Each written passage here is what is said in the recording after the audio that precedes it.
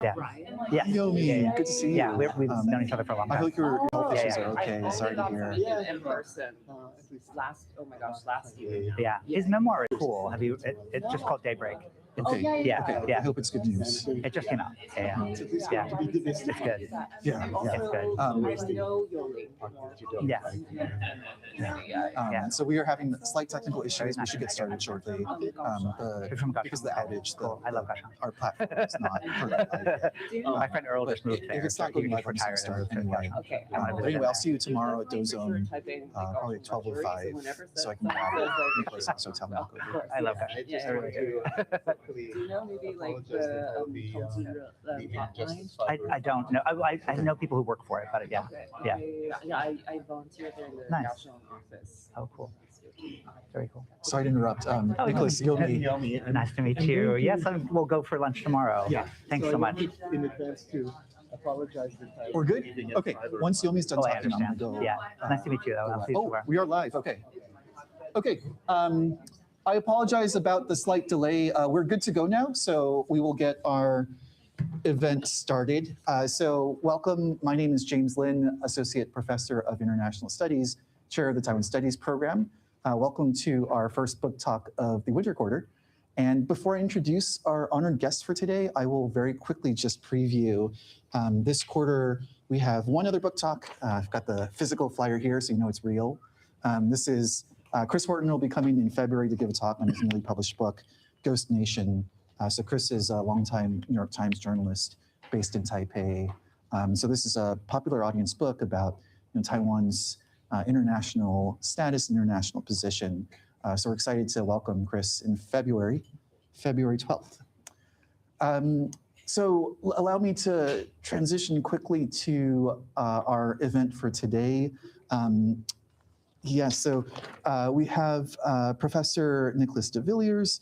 I forgot to ask if I'm pronouncing that correctly. Yeah, de Villiers. Okay. You don't have to do the French pronunciation. De Villiers. So Nicholas de Villiers is a professor of English and film at the University of North Florida, and he was also, during 2023 and 24, Fulbright U.S. Senior Scholar in Taiwan at National Central University at the Center for the Study of Sexualities. He's author of a number of books: Opacity in the Closet, Queer Tactics in Foucault, Barthes, and Warhol, 2012, Sexography, Sex Work, and Documentary, 2017, and most recently, and this will be the topic primarily of today's talk, Cruisy, Sleepy, Melancholy, Sexual Disorientation in the Films of Tsai Ming-liang, 2022, all published by University of Minnesota Press, where I understand you have fond memories of from being a TA. So we were talking about that just a few minutes ago. After the talk, we will have, as usual, our Q&A. Today will be a little bit different. My colleague, Eun-San Kim, who is assistant professor in the Department of Asian Languages and Literature, and also an esteemed film scholar of Taiwan, will be in charge of the Q&A. So Eun-San will moderate. Why don't you just say hello to everybody, Eun-San. So Professor Kim will be the moderator, and then I will hand over those duties to him after Professor de Villiers is done talking.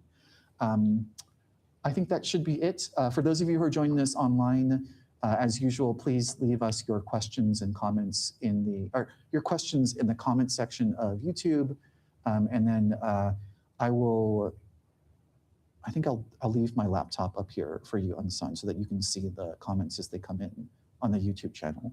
And so comments that come in online, just read them out loud so that everybody knows what's being asked. Same thing for questions from the audience. If you could just repeat the question, because you have the microphone once we go into the Q&A. Okay, thanks, Eun-San. All right, without further ado, let's give a warm welcome to Professor de Villiers. Thank you very much. Are you going to make any opening remarks? Or? Okay. Okay, thank you very much. Many thanks to Professor James Lin and Professor Eun-San Kim for this invitation to talk about my book, Cruisy, Sleepy, Melancholy, Sexual Disorientation in the Films of Tsai Ming-liang here at the University of Washington Taiwan Studies Program, with thanks to the Jiang Kuo Foundation.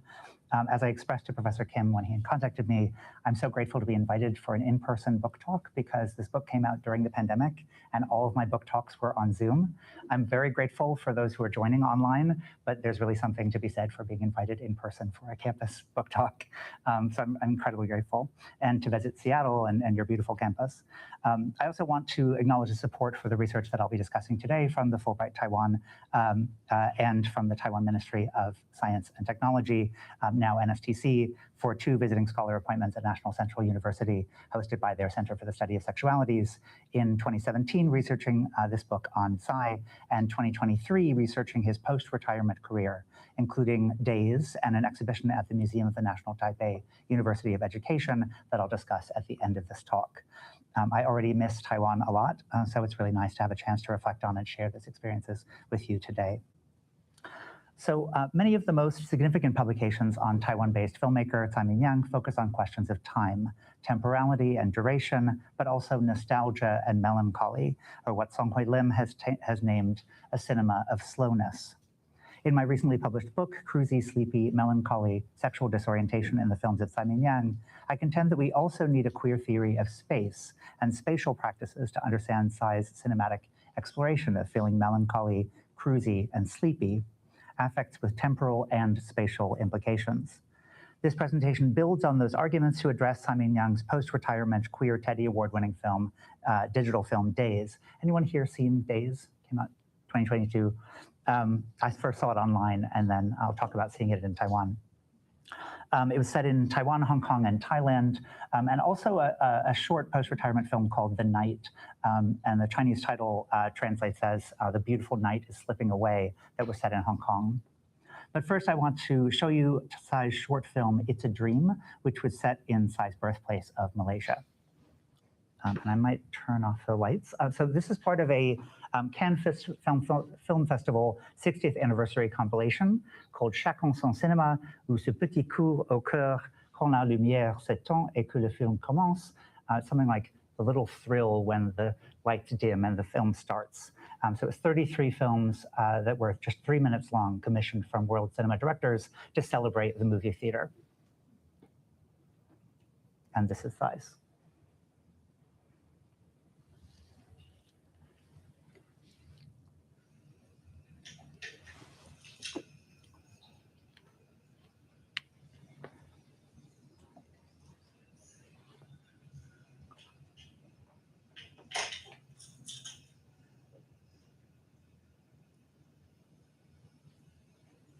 我梦见父亲年轻的样子，他半夜把我叫醒，我们一起吃热脸，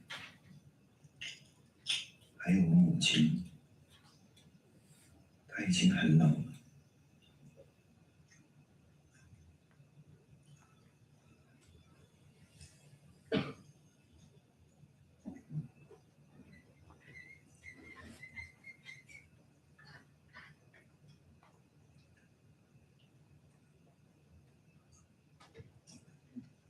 这是我外婆，她最喜欢看电影，每一次她带我去看电影，总会买一串礼。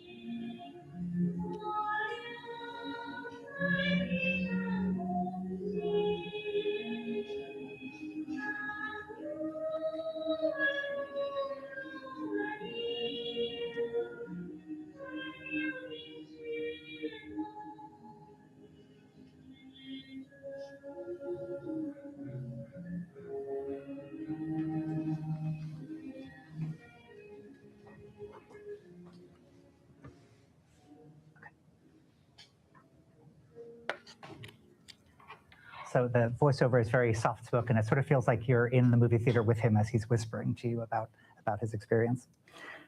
So Tsai Ming-liang's short film, It's a Dream, contains in nucleo his understanding of cinema as a dreamlike state and his reflection on the cinema as a space so saturated with memory and cruisy queer desire that it can feel disorienting. A temporally disorienting autobiographical voiceover opens the film. I dreamt of my father as a young man. He woke me in the middle of the night. We ate durians together. My mother was there too. She was already an old lady. The soft-spoken voiceover places us within this distinct yet ghostly space. The family members are camped out in the aisle of a now derelict movie theater in Malaysia, the country where Tsai was born. A portable gas lamp illuminates Tsai's longtime male muse, Li Kangsheng, playing Tsai's father as a young man, squatting on the ground, splitting and sharing out.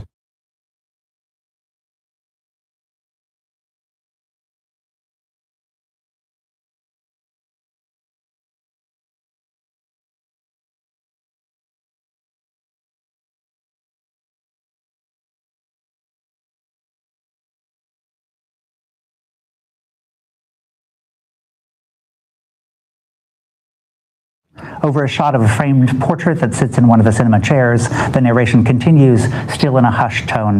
This is my maternal grandmother. She loved the movies. Every time she took me to the cinema, she'd buy me pears on a skewer. The film thus harks back to both his own past experiences watching films in Malaysia with his maternal grandmother and to the past of Chinese language cinemas, especially the musicals and martial arts pictures that Tsai pays homage to queerly in several of his films. An old-fashioned Mandarin pop song from the 1940s plays over the remainder of the shots from It's a Dream, all of which feature characters facing towards an unseen movie screen, leading us to speculate as to whether it might be the diegetic sound, the soundtrack of the film that they are watching, but which we cannot see. The song features melancholy and philosophical lyrics. Last night the moon was pale and mesmerizing. Even the pine forest held its breath. I thought of you in my dream. My mind was caught between sadness and joy. Tonight the moon is bright like a mirror as we stroll together under the bridge. Let me ask you, in my dream, is this a dream or reality? So while the song plays, we see actors who appeared but didn't meet on screen in Tsai's first feature film set in Malaysia, I Don't Want to Sleep Alone from 2006.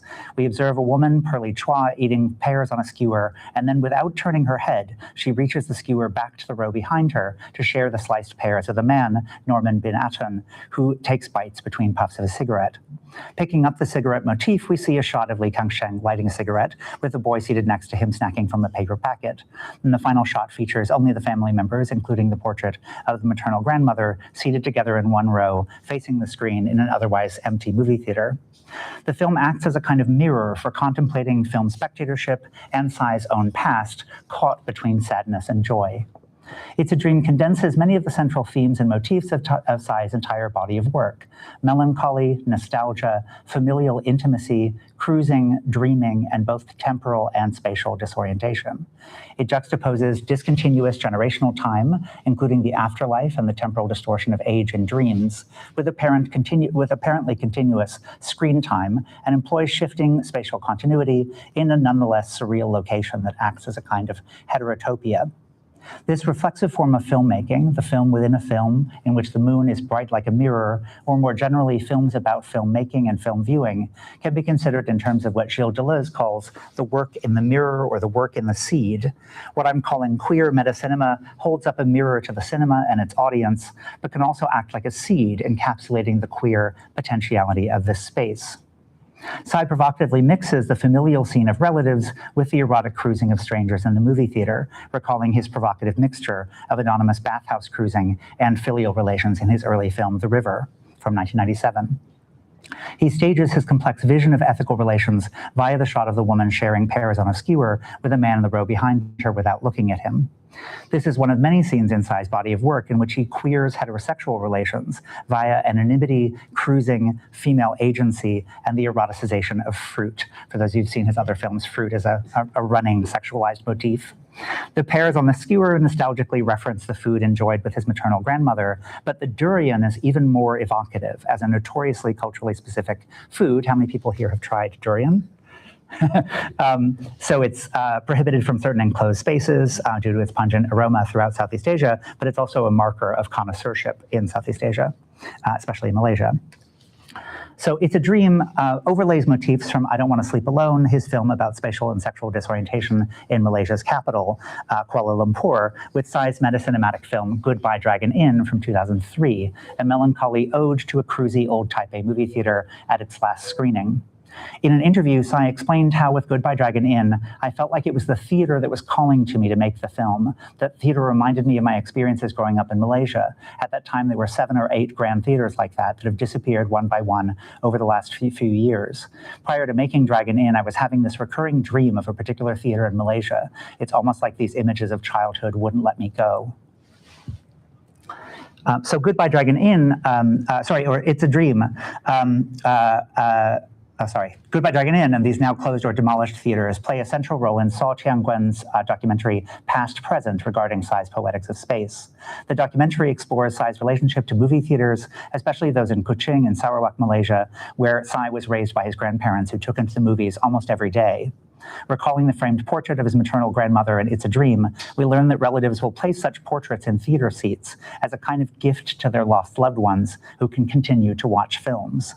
By paying melancholy homage to the cinematic past, Tsai thus suggests how private and public, personal and cultural cinema histories are deeply entangled.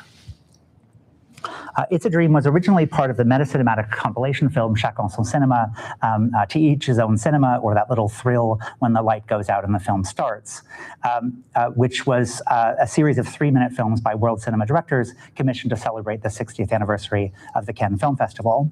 In Chacun son cinéma, something akin to a genuine cinema fetish emerges, beyond cliches of cinephilia, whether in the strictly Freudian formula of, I know cinema is dead, but still I love it, or in the repeated motif of the motion picture theater's intimate connection with sexuality, its dark atmosphere saturated with desire, arousal, and contact.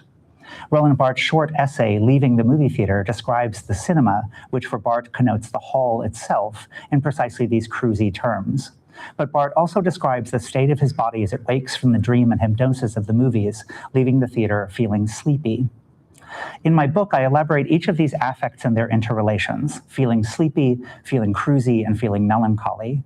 Spaces like movie theaters induce such affective states or moods in the bodies of the audience members. Feeling cruisy suggests a mode of erotic availability, of openness and attentiveness within spaces that blur public and private. Feeling sleepy suggests exhaustion from labor chiefly, but also the work of being a subject. Sleeping into a soporific state or into a dream can feel like a relief or a release from individuation, what Jonathan Crary calls the shallow subjectivities that one inhabits and manages by day, or the routine coordinates of identity, time, and place. Feeling melancholy suggests a different kind of loss and has for the most part been understood in terms of temporality, being at odds with the present in a state of grief, but might also be understood in terms of place and space. For instance, these theaters that Tsai continues to grieve in the quote above, suggesting that they won't let him go. Each of these affects are linked in a kind of relay by Tsai's queering of cinematic space. The affective landscape of Tsai's body of work suggests new ways of understanding the way that space and sexuality affect one another. Tsai has revised and extended It's a Dream in expanded cinema installations using the chairs from the movie theater in Malaysia, but installed facing each other, mise on a beam, and exhibited in Venice, in Rotterdam, and in Taipei. It's a move to a museum that we can also see in Stray Dogs at the Museum, Tsai Ming-liang's solo exhibition, which was a sleepover in an art museum, which is absolutely brilliant idea. I mean, people are actually like in sleeping bags while the films are streaming for 24 hours. But Tsai's particular approach not only expands cinema beyond the screen or ambivalently beyond the movie theater, suggesting Tsai's sense of melancholy for lost venues and audiences that he hopes to regain, often selling tickets himself to students on the street, but it also expands the other spaces that Tsai has worked to invest with wayward, cruisy, and queer potential. This is definitely the case for days. I watched Tsai selling tickets on the street for months, and he'd use social media to announce various campus visits, and he was really like, you know, it's a very old school style of salesmanship. Days finally did open in Taiwan in 2023, along with an exhibition at the Museum of National Taipei University of Education, or MoNTUE, from October 2023 to January 2024. So that's what I want to talk about in the next part of this presentation is Tsai Ming-liang's Days. So the Queer Teddy Award-winning Days features liminal, queer, cross-class, inter-Asian, and intergenerational and commercial sexual relationship between Lee and a Laotian migrant in Thailand, Anong Hong Hangsi. Their massage session with a happy ending is filmed in a Bangkok hotel room, followed by a shared meal in a nearby restaurant. The bounded intimacy of Days portrays queer sex work as a form of care work, returning to treatments for Lee's actual neck pain featured in The River in 1997. Tsai's latest film thus raises issues of diasporic and queer temporality and labor, what Elizabeth Bernstein calls bounded authenticity in Temporarily Yours, Intimacy, Authenticity, and the Commerce of Sex, and what Chris Berry has called stranger intimacy within Tsai's films and queer culture. Days invites us to consider queer time and place, plus timing and space, in Tsai's relation to his actors, to queer cinema, and to migrant sex work. In an interview with Darren Hughes titled A State of Uncertainty, Tsai explains how his approach to filming Days differed greatly from other films, starting with a scenario, a script, or a concept.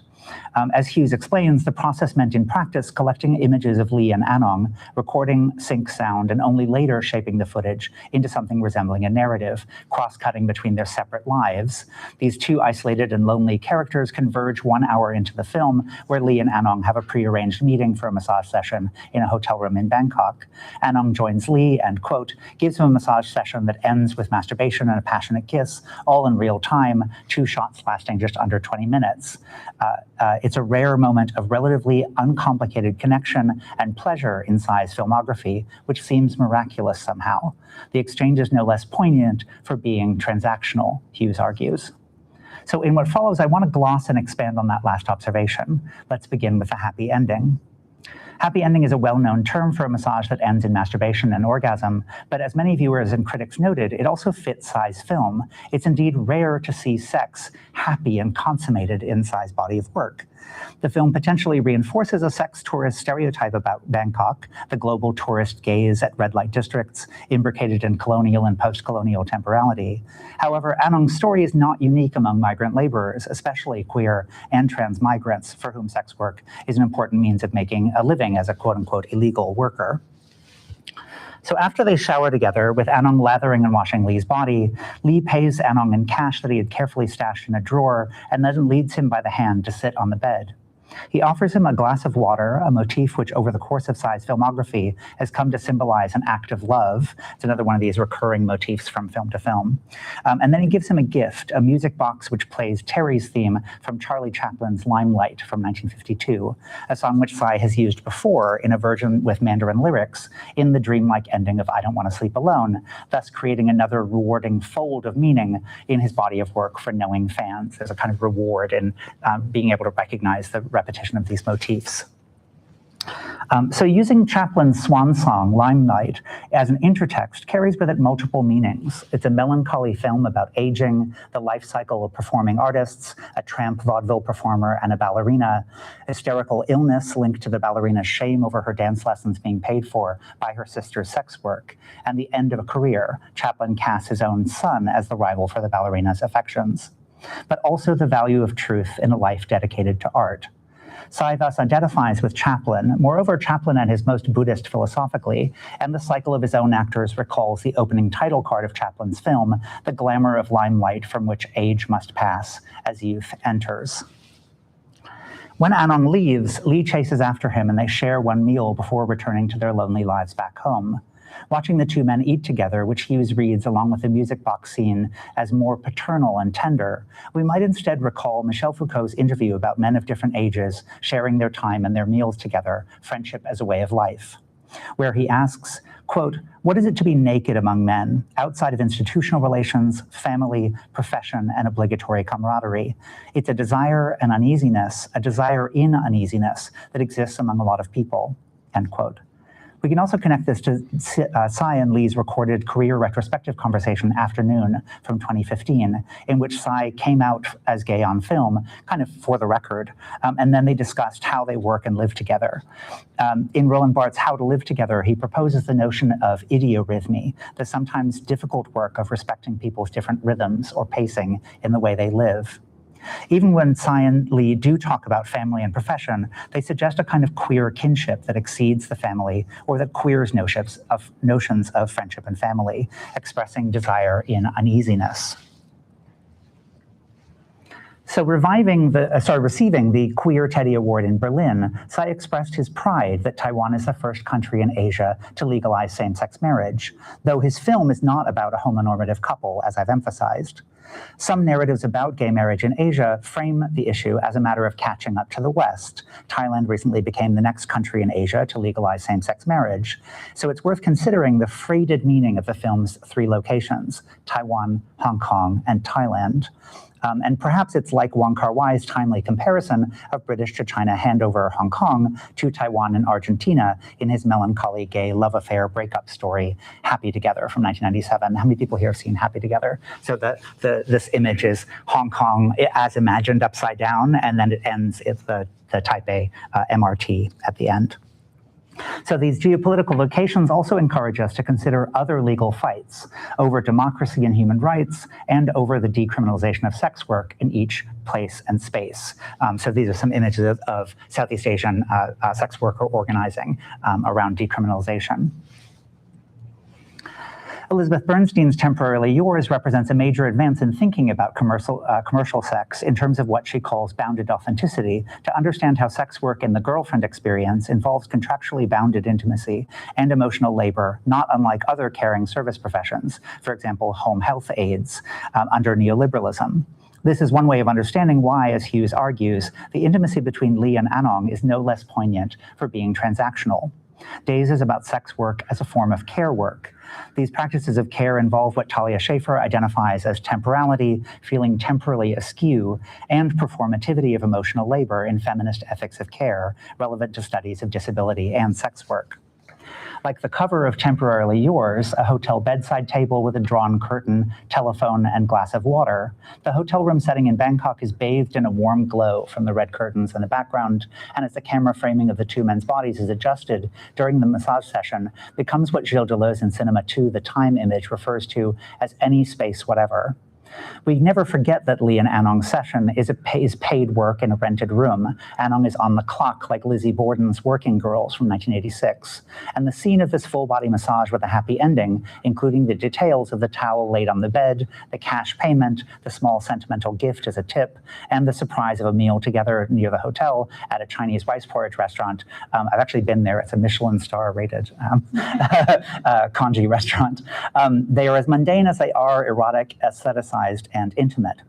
Anong's movements indicate practiced muscle memory, as we hear the massage oil lubricant plastic bottle repeatedly click open and closed. What Song Hui Lim has noted are frequently uncomfortable sounds or awkward noises associated with sex in Tsai's films. We're made more aware of duration in relation to this laboring body. In Hughes' interview with Anong and during a Q&A at the Harvard Film Archive screening of Days, Anong has described the life of a migrant Lao laborer in Bangkok and how his days seem to blur together, cooking meals, working, sleeping, the repeated daily activities that we see in Days. Here it's worth considering the translation of the film's title and the lack of plurals in the Chinese, like Rizi could mean day or days. Many of the shots in Days depict Anong shirtless and in shorts, squatting on the floor and preparing fish and vegetables in his kitchen and bathroom in multiple colorful plastic tubs and heating coals for steaming rice. We can compare this migrant laborer Anong's cooking and sleeping routine between his jobs at a night market selling cheap clothing and as an out-call masseur to Chantal Ackerman's slow cinema masterpiece, Sean Dielman, which many people during the pandemic kind of revisited because we all knew this experience of our daily routines in this kind of claustrophobic setting. It's the tedious domestic labor of food preparation, peeling potatoes between clients. So Tsai's discovery of the young unprofessional actor Li and his working relationship with him over 3 decades has meant that his cinema has acted as a study of Li's aging body. Li originally played Xiao Kang, or Little Kang, the rebellious son with veteran actor Miao Tian playing his father. But in It's a Dream, Li plays Tsai's own father in a dream. And in Visage, he plays a directorial double for Tsai. And in Days, Hughes notes that he's almost taken the place of the father figure played by Miao Tian. Li says, "I've reached the age of 51, and looking at Anong, I see I have become the father figure, and Anong is like my kid. So yes, I do find some sort of connection with Miao Tian." As Hughes notes of Days, a generation has passed before us on screen. The cycle is repeating with Anong. And then suddenly you realize you're old, Tsai told me with a grin. Tsai's films have worked persistently to queer filial relations and thus Confucian ideals of filial piety since his provocative staging of accidental gay incest in a sauna in the river. And this incestuous resonance is kind of glossed over in Li's remarks on Anong being like his son. But we should also consider Eve Kosofsky-Sedgwick and Jack Halberstam's insistence on the way that queer temporality of living in a queer time and place defies the expectations and the limitations of heteronormative generational time. Tsai's films also reflect on trajectories away from the family. Tsai's move from a life raised by his grandparents in Malaysia to that of a film student in Taiwan at a crucial transitional moment during marking the end of martial law, and the migrant trajectory of Anong from Laos to Thailand, building on Tsai's earlier focus on migrant laborers in Malaysia in I Don't Want to Sleep Alone. Tsai's recent film Back Home, or Hui Jia from 2025, follows Anong on a return trip to Laos. So such queer diasporic movements also problematize intercultural linguistic communication, which explains why none of the characters in Sleep speak a word to each other, and Days starts with a title card explaining this film is intentionally unsubtitled. With Anong possibly becoming Tsai's new male muse, including the tropes of being discovered, of being given a remarkable opportunity to travel the world with him to awards ceremonies and film retrospectives in Berlin, US, Paris, and Taiwan, we see that indeed the cycle is repeating. So I want to show one more short film, which is called The Night. If you could hit the lights for me, James. Thanks very much. And this is set in Hong Kong. And this is just the trailer.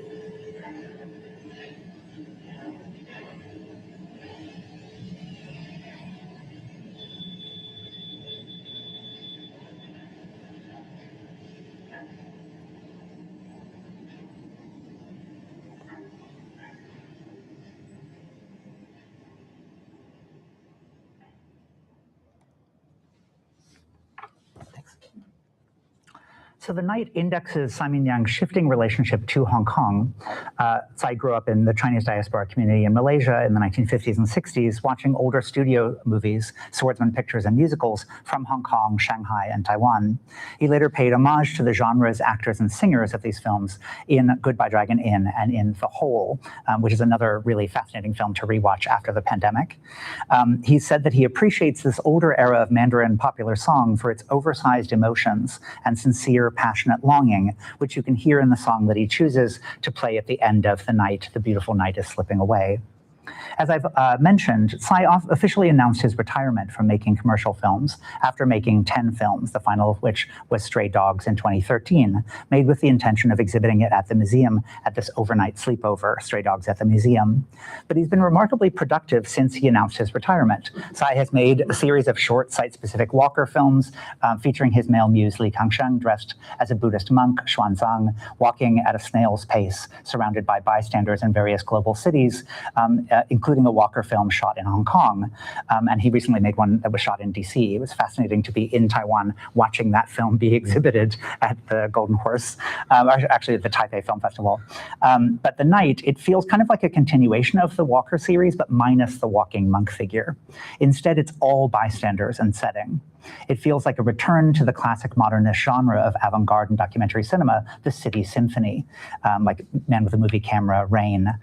But in this case, it also feels like a city elegy from a Taiwan-based ethnically Chinese filmmaker paying homage to a city forever changed by the aftermath of Hong Kong's handover to the People's Republic of China in 1997 and the umbrella movement in defense of Hong Kong democracy and the contemporary 2019-2020 anti-extradition law protests, the largest demonstration in Hong Kong's history, resulting in the retraction of the extradition law, but the greater clampdown on democracy and protest in the Hong Kong national security law.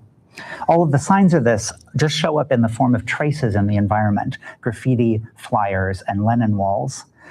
Like the recent COVID-19 lockdown white paper protests in the PRC, Tsai here explores the eloquence of emptiness and how such an apparently blank space can speak. In a final entry of Roland Barthes by Roland Barthes, Barthes asks himself rhetorically, and afterward, what to write now? Can you still write anything? And he answers, one writes with one's desire, and I'm not through desiring. Inspired by this framing, I helped organize a panel at the Society for Cinema and Media Studies with Beth Tsai, Corrado Neri, and Timmy Chen to look at the remarkably productive post-retirement period of Tsai Ming-liang, work produced after Tsai announced his retirement from commercial feature filmmaking with his allegedly final film Stray Dogs. As Evan Morgan noted in 2020, the 7 years since Stray Dogs, he's been shown himself to be a rather active retiree, signing his name to no fewer than 10 moving image works, half of which near or clear feature-length status, and proving that a restless, desirous artistic mind never fully stops, even if it feels compelled to slow down. The slowing down, in fact, becomes a major theme and method in Tsai and Lee's collaborations on duration-based performances and films in the Walker series from 2012 to the present. Tsai has also created a VR film, The Deserted, from 2017, a documentary, Your Face, from 2018, in what Elena Gorfinkel identifies as his late digital style. In 2020, Tsai released the feature-length film Days in Taiwan, and it was the subject of this major retrospective at MoNTUE.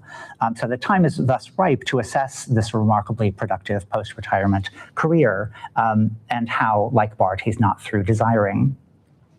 Tsai's slow cinema has frequently been understood as preoccupied with exhaustion, grief, and alienation, but Timmy Chen has suggested that with Days, we might reorient our understanding to think about Tsai's cinema not as a cinema of alienation, but as a cinema of connection and care. This reparative revision can be seen in Tsai's recent reflections on the pandemic in a film commissioned by the Centre Pompidou, Where Do You Stand, Tsai Ming-liang, from 2020. Mostly filmed at the home that Tsai shares with Lee in the ruins of an abandoned building that adjoin it. Intertitles explain Tsai's love of old chairs, his installation art practices, his recent return to amateur painting during the pandemic. Quote, the pandemic began soon after I made Days. The world seemed to have come to a stop. I couldn't go anywhere. I couldn't do anything. I painted Kang and Anong, my two actors. Anong was stuck in his home country of Laos. I missed him very much. I also painted myself.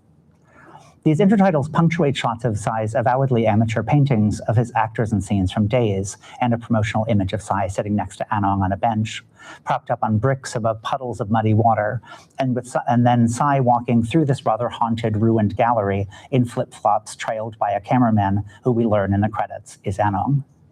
These intertitles, paintings, and credits speak to a skewed and queer temporality and a queer form of domesticity that was further elaborated in Tsai's exhibition at the Museum of National Taipei University of Education, which corresponded with the long-awaited release of Days in theaters all over Taiwan.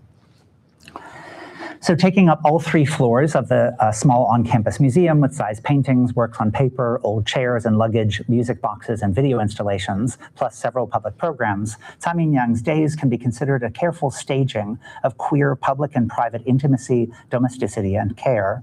One public program included a music listening session where Tsai played his favorite old Mandarin songs from classic films popular throughout the Sinophone East and Southeast Asia that he's known for incorporating into his own films. The public programming also included a cooking demonstration, Tsai and Anong's delectable relationship, named after a Taiwanese television drama, where they made Malaysian and Lao food for the public. Anong made green papaya salad that he's shown preparing in Days, which Tsai had found so beautiful and felt compelled to record on video, and ended by singing a Lao song. The basement gallery of MoNTUE featured looped projections ranging from what looked like almost like home movies of Tsai with Lee, including a strange mixture of the artistic, medical, amorous, and maternal gaze in footage of Lee receiving acupuncture treatments at clinics in Taiwan and Hong Kong, sleeping while wearing a neck brace on the Tokyo Shinkansen, and playing with cats in the backyard of the home that he shares with Tsai, footage of Tsai with Lee after he experienced a minor stroke, and footage of Anong on the phone, unsubtitled but with an explanation written in Tsai's Chinese handwriting on the gallery wall. Quote, he recounts being detained and inspected by the police of Bangkok. They threatened to bring him into the station for not having his ID, but fortunately a friend was able to rush back to their dorm and bring his ID, end quote. Along with Where Do You Stand, Tsai Ming-liang. I wanted to conclude with his expanded cinema at the museum to suggest that Tsai's recent artistic production in his post-retirement period should be understood not just as a representation of disability or a representation of care, but instead as a staging of care and disability in the gallery space in a sensory, affecting, and effective way to directly involve the public, directly in a sense of interdependence.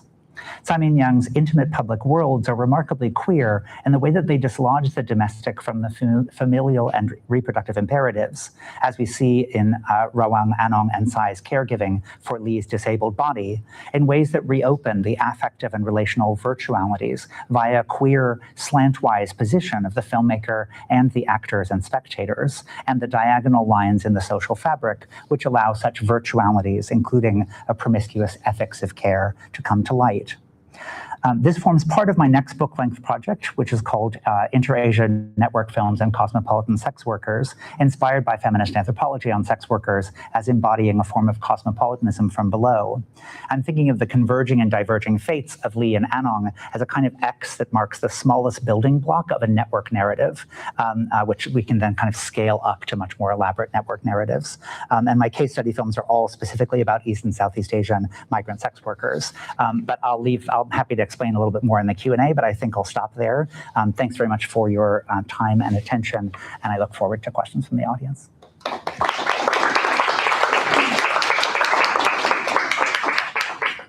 Thanks. So this is the presentation, and then questions will come up here. Thank you. That was, am I audible? Yes. Okay. That was an incredible talk, and I've been really looking forward to this talk.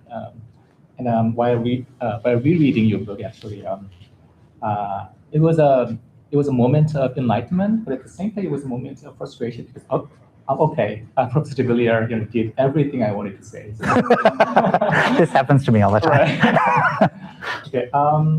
Actually, I was in Bangkok last summer.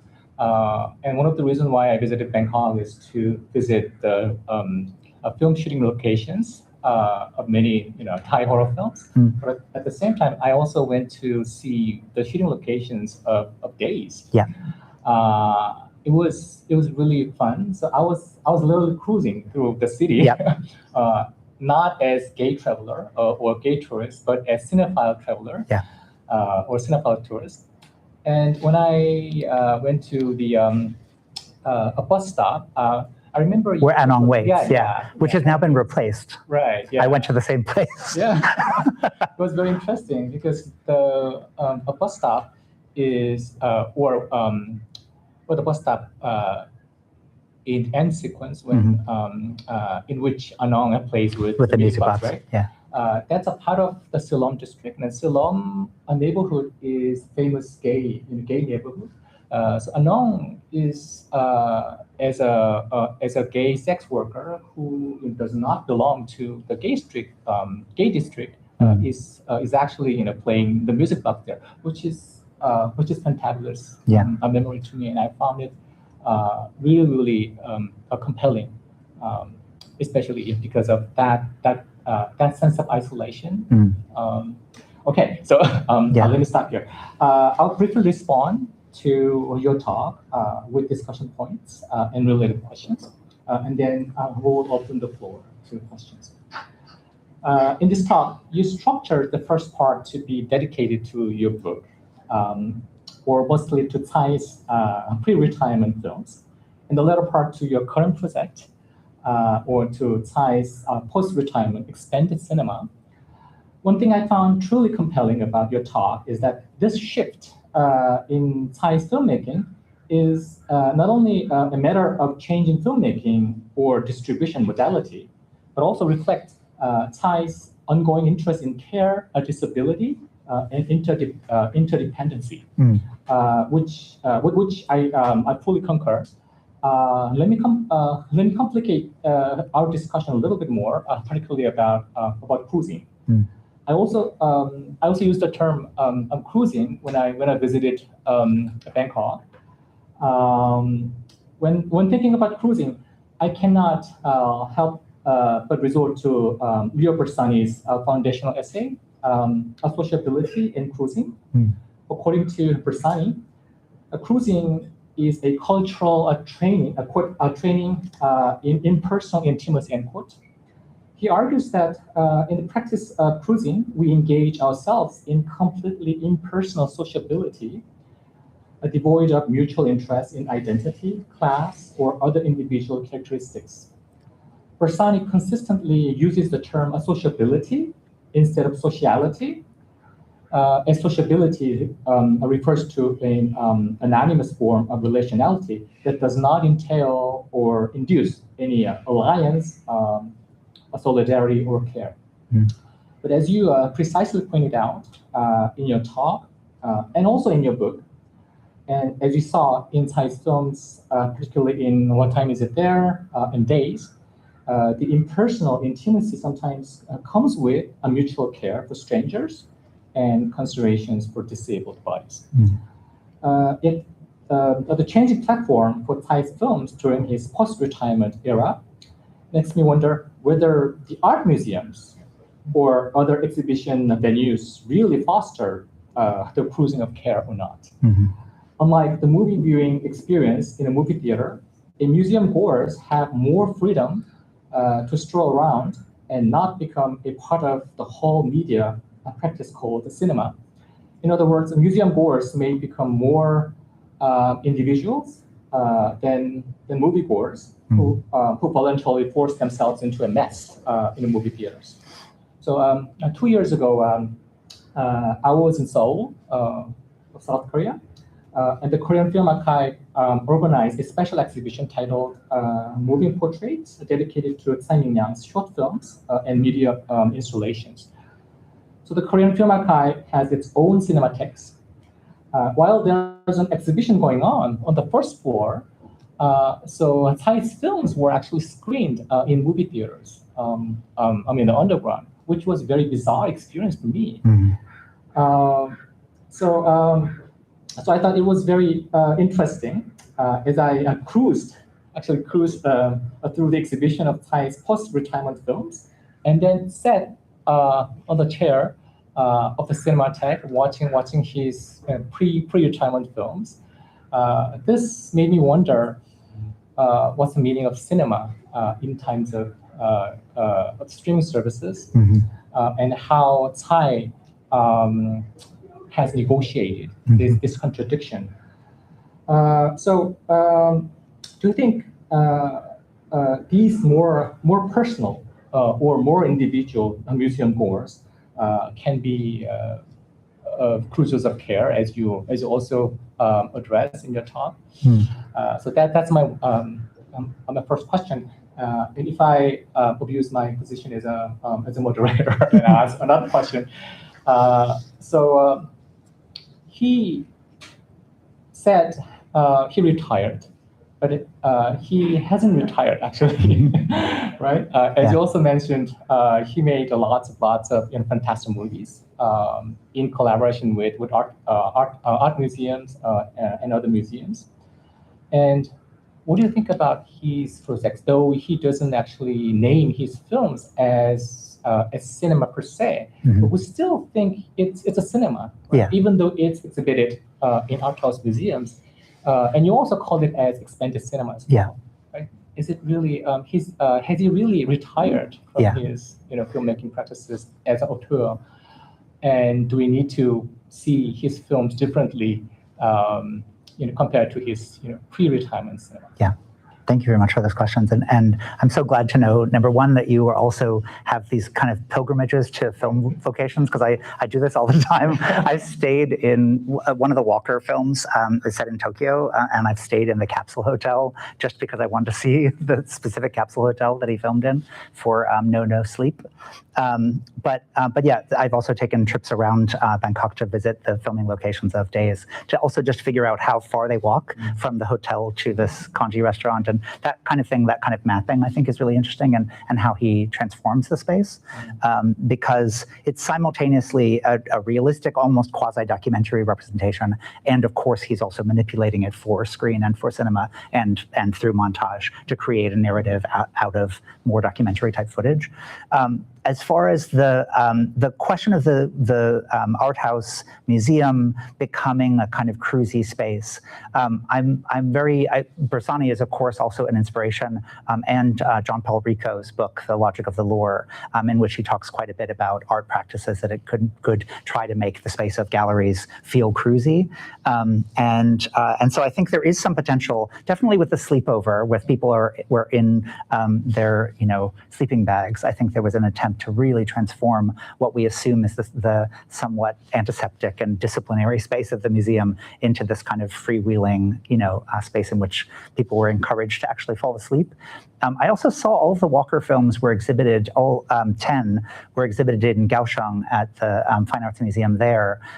And I saw someone who fell asleep in one of the chairs. And there was a real sense of like freedom that this person didn't feel like, usually as you fall asleep at a museum, someone will prod you and, someone will get you out of the museum. But it was like, I think he had sort of said, whatever you do in this space is okay. And probably told the museum staff that people should be allowed to use the space as they wanted to. But yeah, I'm also very inspired by Samuel Delaney's work on porn theaters in Times Square as you said, kind of actually spaces of care, even though they're about anonymous strangers, that he says for an outsider, they might imagine that this is kind of there would be a lack of care, but in fact, some of the most touching moments of support and care and community that he witnessed were in porn theaters in Times Square, and that's kind of his challenge to those who argue that it was necessary to clean up New York to make it safer. So yeah, I think there is great potential. The other thing for thinking about care, and I mentioned like interrelatedness. I read the CARE manifesto when I was in Taiwan working on this, and they talk quite a bit about interdependence and the importance of how do you foster a sense of interdependence. COVID absolutely, I think, reminded people that we are all interdependent. But I like the fact that they suggest towards the end of that manifesto what they call a promiscuous ethics of care, because it allows it to, again, maybe be more amenable to Delaney and Bersani and Rico's queer understanding of sociability, as you said. So yeah, I think the shift post-retirement, part of it had to do with the fact that he was ill and that Li Kangsheng also got ill. And so it was an important way of stepping away from making the kind of pressure to make commercial films. That's also something musicians love to do. Musicians love to retire, announce their retirement, and then not really retire. So it's more of a way of kind of interacting with publicity and with what people expect from you.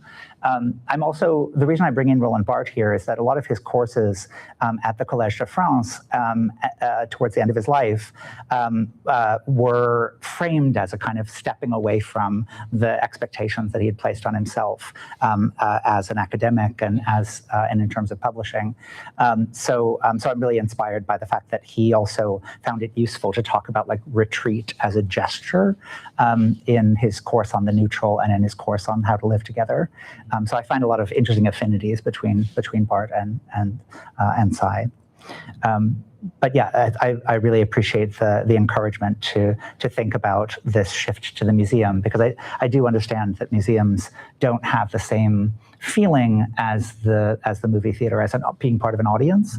In the Leaving the Movie Theater essay by Barthes, he talks about like sliding down in your seats like you're in a bed and you're sort of sharing this embodied experience with a number of strangers in the dark.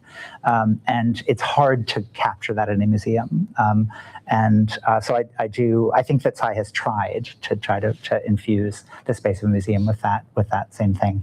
Again, in terms of Netflix and streaming, and Tsai has said that you would never see anyone in his films on the computer or with a phone, but in Days, Anong and Lee's transaction is entirely arranged via phone. So it's interesting to watch technology make its way into his work, sort of, maybe against his will, but it's like he has to acknowledge, because he's filming documentary reality, that that is how people socialize, is in a virtual way. So it'll be very interesting to sort of see whether in his more recent work, whether he acknowledges that there's this kind of parallel level of sociality with social media. Yeah. So do you think the COVID-19 also affected his attitudes towards filmmaking? Yes. Yeah, absolutely. And I think that's why even just the delay in the release time of COVID meant that Days was screened at like the Lincoln Center on a film festival online. That's how I watched it at home. And there was that long delay of when is it going to finally be released? When can he finally show it in Taiwan? I think that's inspired him to then go and sell tickets on the street. That he was like, no one is going to see this film. I need to introduce this to a younger generation. So he's kind of like an evangelist for his own work, and felt he needed physically to be present to do that. Great. Thanks. Great, thank you very much. Why don't we open the floor to questions? I have so many questions. This is wonderful. Thank you so much for the talk. You mentioned a number of things which I want to link together, and maybe at the end there is a question. I hope so, but I'm not sure. Care, cruising, and pilgrimage. All being, as I see it, asking for some kind of empathetic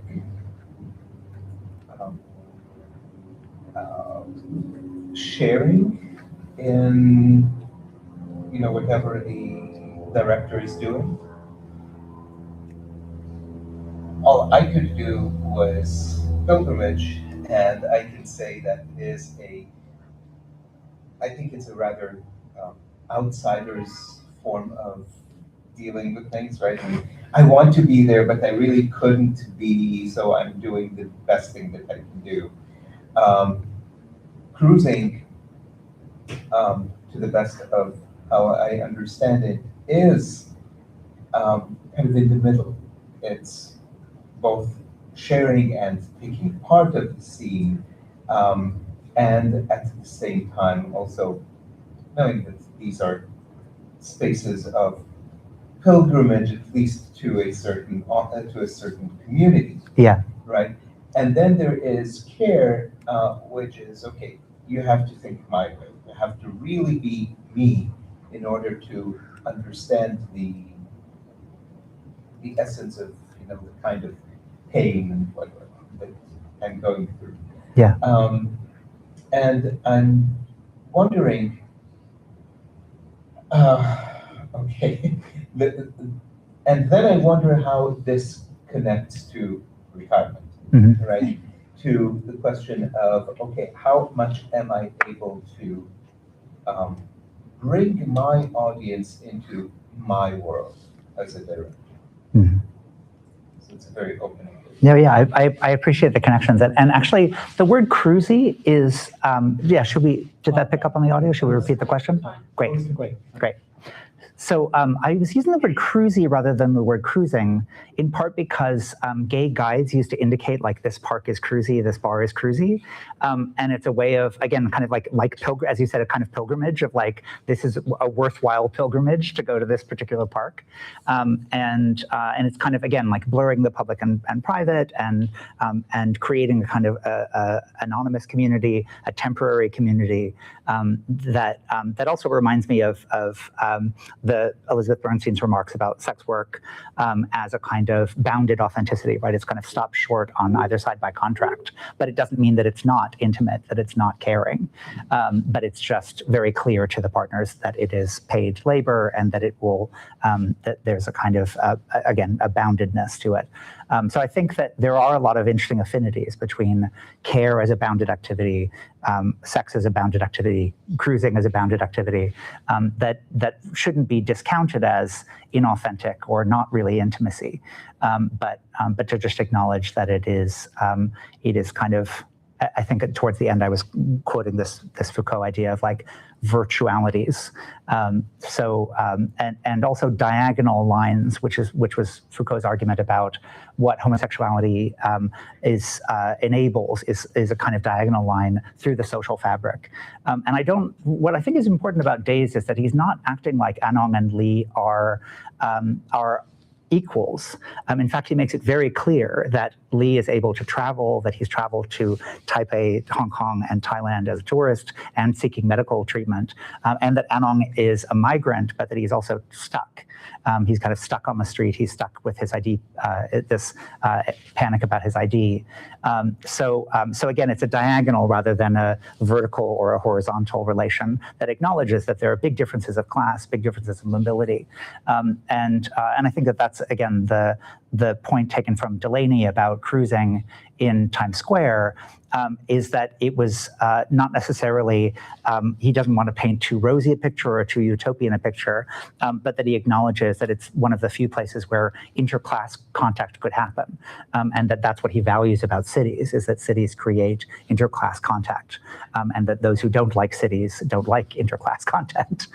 So yeah, I think I'll have to develop in the later book project. I'm talking more about the questions of sex worker migration and sex worker labor that acknowledge that this is, again, diagonal rather than vertical or horizontal equal relationships. Thanks. Thank you for the wonderful talk, Professor. Thank you. I also was struck by the concept of bounded intimacy, I believe that you drew from Bernstein. Yeah. Yes. And I believe the book was titled Temporarily Yours. Yeah. As your talk and the cover image alluded, the boundedness is spatial as well. Yeah. Like the hotel room, like right. You leave your stranger. And I remember your the introduction to the book sort of mentioning rented apartments and hotel rooms in addition to movie theaters as examples of these sort of liminal rooms that Tsai Ming-liang likes to include in his work. So my actual question is then, how do you see or interpret that in Days, Li Gangxing's character like runs after Anong and they go for a meal together, because on the one hand, this is, I guess, the bounded thing has ended. Familiar, romantic trope, like running after someone at the airport when you're supposed to go your separate ways. But also, what does it mean in terms of this spatial, like the breaking and expansion, I guess, of spatial boundaries? That's a great question, and I'll go back to the image that just has the restaurant there. So I think it's also interesting that they choose this image because it's ethnically and spatially ambiguous, right? Because it's got the kind of recognizable Chinese lanterns, and like I said, there's the Michelin things in the background, and there's a sign in Chinese, English, and Thai. So yeah, I think there is something interesting that's also where they decide to share this meal together. And I was really inspired by Foucault's Friendship as a Way of Life because he mentions sharing a meal together as one of these spaces that is kind of like a form of bond or sign of friendship that is not necessarily a socially reinforced one in terms of like, camaraderie, etc. But yeah, I think it is, you're right, there's a kind of romance movie trope of like the end of Lost in Translation or something where they like run after each other. But it's really interesting that this is, and it could be like a sentimental moment, but it's a long shot and they don't speak, right? Or we don't see them speaking. And the only words that they do speak are in English. But I think that most of it is kind of wordless, and then he's very deliberate about the fact that it's not subtitled. So I think it does actually weirdly remind me of Lost in Translation, because we don't get to hear what he whispers. But yeah, it's helpful for me to maybe think about what the film tropes are, but how that also maybe spills over the boundaries, that like he paid for his time, and he gives him this music box. The other thing that I didn't really convey is that when he gives him the music box, it's a really interesting long duration moment, because you have no idea how long Anong is going to keep playing this music box, and it's kind of like for too long, but it's a really classic Tsai thing, is to just go exactly a little bit longer than you think. In Goodbye Dragon Inn as well, the like shot of the empty theater is held for just a little bit too long, and apparently his camera crew were like, "Are we gonna cut?" Like, so yeah, I think that there is an interesting sense of overspilling what you expect would be the duration. But I hadn't thought about making the connection to Bernstein's idea of temporarily yours and thinking about time and that space of the meal afterwards. Thank you. If I may Yeah. follow up on that. So that end sequence is really memorable, because Anong is playing the music box in front of the billboard. Yeah. It's empty. Yeah. So it resembles the movie screen. It does look like a movie screen, yeah. Yeah. So and the Charlie Chaplin, and then so it's that end sequence itself is a kind of Anong is a younger generation. I mean, though he's a migrant worker, Yeah. and sex worker, but at the same time, so Tsai's cinephile like a desire or hope is actually like materialized in that end sequence. So Yeah. I found it very interesting too. And actually, the music box was a gift from Tsai's producer, but it then became a prop in the film. But yeah, I think he bought it at the Eye Museum in Amsterdam. Okay, and then we have probably one more question online. Yeah, so I would particularly, I'm really taken by the use of sleepy in your title, because I think it really gets at the, like a certain connection or a certain effect that not just Tsai's filmography, but also like slow cinema as a whole has on a given film's relationship with the viewer's like physical response to what they're watching. Because obviously when we think of like body genres, we think of like Linda Williams more traditionally with horror and melodrama, and there are these very like stark examples of crying and shrieking and all of these things. But in more contemporary discourse, particularly with slow cinema in the context of like the digital and the post-cinematic, which you talk about quite a bit in your presentation, certain folks have argued that slow cinema is a body genre, but in a more subtle way, because it makes the viewer yawn. It makes the viewer fall asleep. Like you talk about, it makes the viewer physically move their mouse to close the browser on their computer. And so,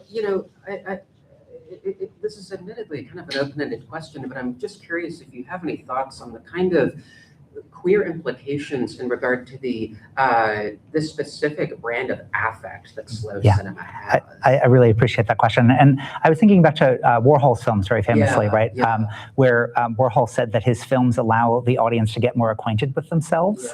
Which I think is what the feeling is of watching slow cinema, that you're suddenly aware of how you're sitting in your chair and whether you feel sleepy and whether you need a coffee or whether you're allowed to get up and come back. And yeah, I think thinking about it as a body genre really works, and I think Warhol was thinking of it that way too. So Your Face, the side film that is the most Warholian, it's these kind of close-up shots of elderly inhabitants of Taipei, and then the last shot is of Li Kangsheng. That one I've written a little bit about. Again, thinking about the audience's relationship to duration, and also the digital. So it allows for the camera to run for much longer periods of time. Warhol's like screen tests were like the length of the reel, but then he would play them in a way that made them sort of slow down, so they were a little bit longer than it took to film them. But yeah, I think sleepiness, also just in terms of discipline, so audiences generally, and cinephiles especially, might be embarrassed to admit that they fall asleep during movies. But Tsai has been, he will always reassure his audience, especially actually with Stray Dogs. He said, if you fall asleep, it's fine. And it's kind of like you give permission to the audience to fall asleep. And he did that with the sleepover at the museum as well. But yeah, I liked the ambiguity of the word sleepy, that sleepy isn't the same thing as sleeping, but it's kind of, it's very much an embodied affect. And it's one that you become aware of. And it also maybe allows for the multiple moments of dream states and fantasy sequences in his films, and in Apichatpong's films as well. He also did the Sleep Cinema Hotel and other films that are about kind of dreaming and the blurry line between reality and dream or fantasy. So I think sleepiness also kind of like initiates you into that sort of suspension of disbelief, or like a more open state to this kind of dream sequences. Thank you. Yeah. There's a question online. I'm going to read from Junyoung Kim. Is there a particular topic that you would like to have addressed in this book that perhaps you didn't quite fit? That perhaps just didn't quite fit. And the second one is, I'm curious to hear more on your upcoming research on sex work, sex tourism, and cosmopolitanism. Could you expand on your analysis of care in this context? Sure, thank you very much. And yeah, I think in terms of what I was able to cover in the book versus what I was not able to cover, some of the reviews of the book have acknowledged that I don't actually talk very much about the river. And part of that is because, as you said, that when you read something that someone else has written, that you're like, oh, well, they've already said it. So there's been so much published on the river that I find really like beautiful, that I felt like, even though it's the most obvious one about cruising and saunas, I just like, it's already been written, it's already been beautifully discussed. So I just have a very, very long footnote that cites all of that work. And I mentioned it a couple of times in this talk as well, because I think it is a theme that comes back because of the neck pain that Li Kangsheng still is dealing with, that he's also seeking both acupuncture and the massage in Days. And then when I was finishing up the book, Days had just come out. And so I had a footnote that is like, I'm now expanding into an entire book, basically, about this question of the relationship between sex work and care work and cosmopolitanism. I mean, I think all of Tsai's films are really concerned with cosmopolitanism, and often it's a cosmopolitanism from below, as in I Don't Want to Sleep Alone, I think is a really interesting statement about cosmopolitanism of migrant laborers. And that's also a film that's about care work, because the character, Norman Benatem's character, Rawang, nurses Li Kangsheng back to health after he's been beaten. And there's also a comatose man, also played by Li Kangsheng, who's being nursed by the landlady in that film. So I think I'm kind of picking up some of those themes from I Don't Want to Sleep Alone and from Days in this new project. There's a book by Christine Chin called Cosmopolitan Sex Workers that's about Kuala Lumpur that really inspired me for thinking about cosmopolitanism from below, and a lot of really excellent feminist anthropology on sex work. I think in general, this is true in queer theory and in sex work studies. The best work is done by anthropologists because they don't have a moral agenda. They're just trying to study it as a phenomenon. So Gail Rubin, who we've bonded over before, I just think that some of the best work on sexuality is from that kind of perspective of human variation, thinking about, what are the kind of internal rules of something like leather culture or of sex work that we don't try to kind of impose an external moral agenda on. So I'm particularly inspired by that kind of anthropological work, but now thinking about also the network films, because network films think a great deal about cosmopolitan forms of travel, migration, etc. It's also just a very strange time to be writing about migration at a time in which migration is being criminalized. And I'm, like I said, I went to grad school in Minneapolis, and Minneapolis is under assault right now. So I think it's both very urgent and very intense to be writing about migrants at this particular moment. Yes. I have a somewhat peculiar, perhaps idiosyncratic question, but I also just want to start by thanking you. That was really stimulating, and it's so stimulating that my thoughts are just jumping and skittering in That's intriguing ways. But let me try and chase just one down. Just to go back to when you began today, and you very just simply but eloquently kind of, situated your book for me in saying that so much work has been done on his films that's about temporality, and that you really thought that space was important, how to kind of integrate that into the conversation. Shortly after that moment, you shared with us that wonderful piece, 3-minute piece, Is it a dream? Yeah. Or It's a Dream. And perhaps because of the way in which you were framing your talk or your book in some ways in relation to space, in watching that piece, I was so struck by sound, and particularly the sound of the woman as she's Eating durian, pears, or the pears, as skewer, and the sound of the crunching, and it reminded me of moments. A lot of times when I think of his films or something like Goodbye Dragon Inn, I'm always kind of captivated by these sounds, and the way in which sound is used so that our sense of space, which sound so powerfully creates these spatial cues, that space, to play with the term that you use in your book, is disoriented. Yeah. And here's the peculiarity of my thinking, and this, I don't know if you're gonna be able to follow this, I'm not certain I can, but I began to think about sound as potentially one of the connective tissues between this kind of cinephilia and the pre-retirement films and the obsession with cinema as a space. Yeah.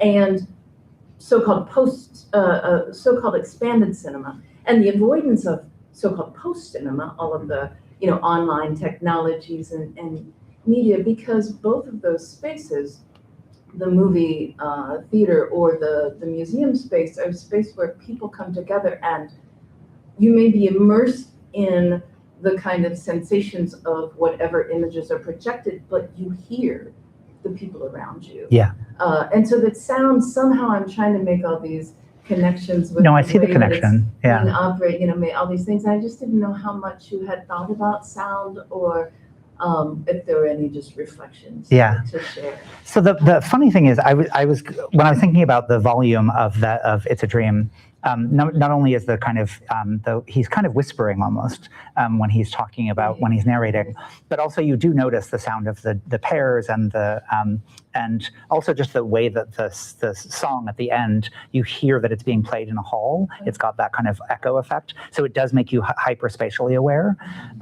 But when I was going to introduce it, I was going to say, oh, this is kind of like ASMR, which is a very post-cinema like online phenomenon of people tuning into the sound of people eating.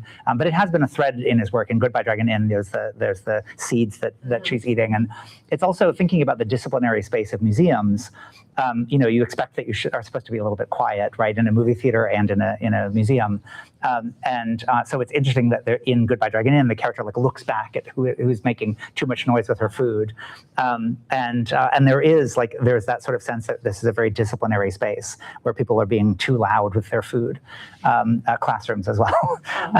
But I think that it's also, I've heard some interviews with Tsai where he talks about why he doesn't muffle in the sound mix. He wants all the ambient noises, including sounds that are happening on the street, that usually you would, in mixing it later, you would get rid of all those sounds. And he says, no, I want them to be aware of, this is urban space. I want, if we can hear something that's going on, construction that's going on, that was not part of the shoot, I keep it in, because I want people to be thinking about what this space, this city space sounds like. He does a lot of that in I Don't Want to Sleep Alone, and in the Hong Kong film, The Night, that there's no dialogue. It's just the sounds of the walk signal and the cars, etc. So it really strongly establishes space, and I think it takes you to, I feel like I'm in Hong Kong when I hear that sound of the the signal. So I think that there is a very, very strong connection between sound mixing and spatial attentiveness. Yeah. Thanks. And music books too. Oh, yeah, absolutely. Interesting. We have about 5 minutes. Is there any question on the floor? Okay, let me abuse my my position again. So there are many graduate students here in CMS, in Cinema and Media Studies, or pursuing a certificate in Cinema and Media Studies. In my course, I half jokingly mentioned to my student that I may be the last one who was hired as a film historian. A cinema historian, yeah. Because nowadays a discipline is moving toward media studies, and many people are talking about the death of cinema and waning of cinema studies actually. But I see in Tsai's films there's a huge optimism about cinema. So cinema persists and cinema still lives, though it migrates or it moves to a different space. Yeah. So it cruises actually. So could you tell our students a little bit about I know it's very difficult, and it's difficult for students actually pursuing degrees in cinema studies, especially those who want to become a film historian. Could you? I mean, for me, as people have been talking about the Netflix merger, it's like, I hope it lights a fire that the way that he just said, well, the people have spoken and they don't want to go to the cinema anymore. And sometimes it's even framed as like, well, no one can walk to the cinema, which is like, cineplexes have been in malls that people drove to for a long time. But yeah, I do think that the kind of Netflix and streaming phenomenon has resulted in maybe a somewhat less social experience of watching films together. That's why, at least in my classes, I'm still really insistent that we watch films together.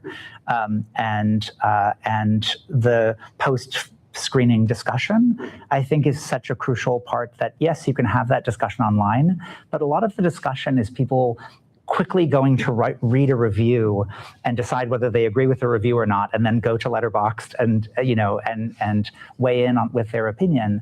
And I just think that is not what post-screening discussions are like in a cinema or a classroom setting, in which people are not jockeying for their opinions, but are really trying to make sense of what they've all just experienced together. So yeah, this is my pitch for still seeing films because of the post-film discussion.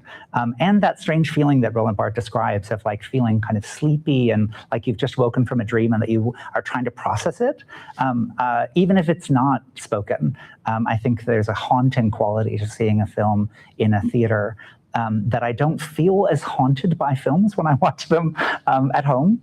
And yeah, Roland Barthes, of course, was writing at a very particular moment in Paris, which is a very cinephile city, where he would go to the movies alone as part of this kind of cruisy experience.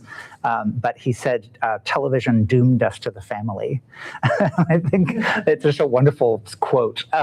So I do think that that's also one of the things in terms of sociability and queerness, that there is something to be said for that awareness of being not in the domestic space watching a film.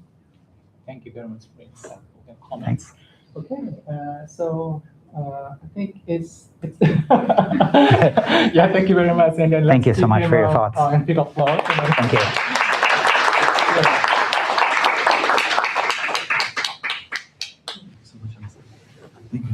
Thank you. See you for lunch.